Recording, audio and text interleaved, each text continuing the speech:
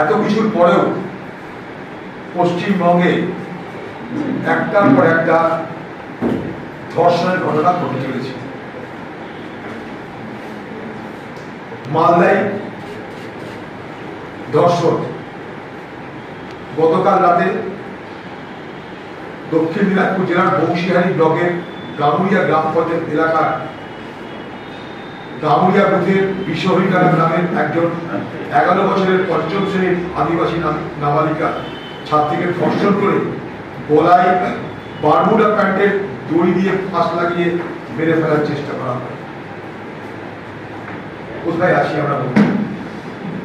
11 বছরের এক আদিবাসী মেয়ে। পশ্চিমবঙ্গের মুখ্যমন্ত্রী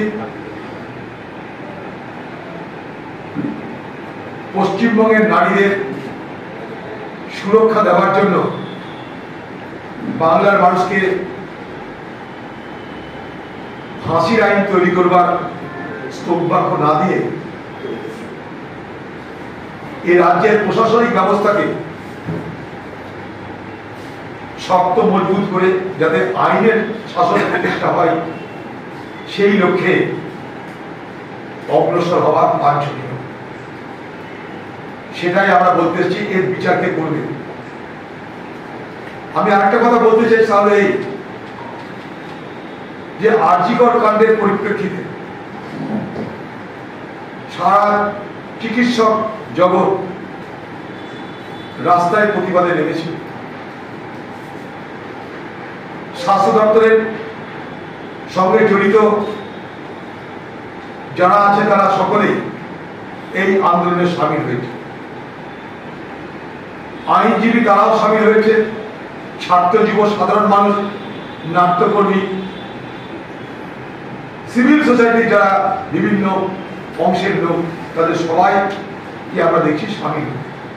বাংলার নারী সমাজ 14 আগস্ট রাতে এক অভূতপূর্ব বিপ্লব করেছেন এই বাংলার রাজনীতির জগতে, যা আমি কখনো দেখিনি। অরাজনৈতিক একটা আন্দোলন কি হতে পারে 14 আগস্ট রাত্রিতে আমরা সবাই দেখতে পেলাম। কিন্তু আমি এর মাঝখানে একটা কথা বলতে চাই, এই যে মুসলিম সমাজে যারা ইমাম, মৌলবি, মৌলানা, তাদেরও কিন্তু পথে নামা উচিত, আন্দোলনের নিজেদের মতন করে প্রতিবাদ জানানো উচিত। হিন্দু সমাজে যারা পূজারী, পুরোহিত, তাদেরও কিন্তু পথে নেমে প্রতিবাদ জানানো উচিত।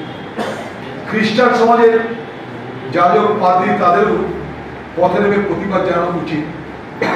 আমি যেটা বলতে চাইছি, গুরুদুয়ারা যারা দায়িত্ব আছেন তাদেরও পথে নেমে প্রতিবাদ জানানো উচিত। কারণ আমি যেটা বলতে চাইছি, তাহলে শুধু নাগরিক সমাজকে, আজকে ধর্মীয় সমাজকে আলাদা থাকবে।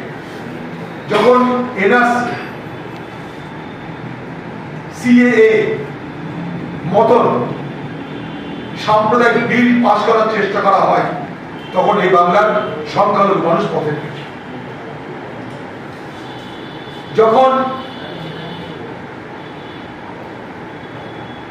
হিন্দুদের বিষয়কে সামনে রেখে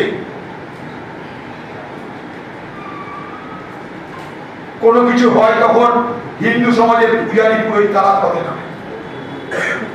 কিন্তু আজ যখন সমাজের সংকট, বাংলায় আজকে সামাজিক সংকট, নারীদের নিরাপত্তার সংকট,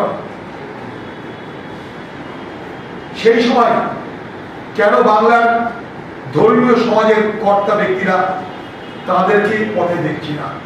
মনে রাখবেন একটা কথা, আমি বিশ্বাস করি শুধুমাত্র রাজনৈতিক দল এই সামাজিক সংকটের মোকাবেলা শেষ কথা বলতে পারে না।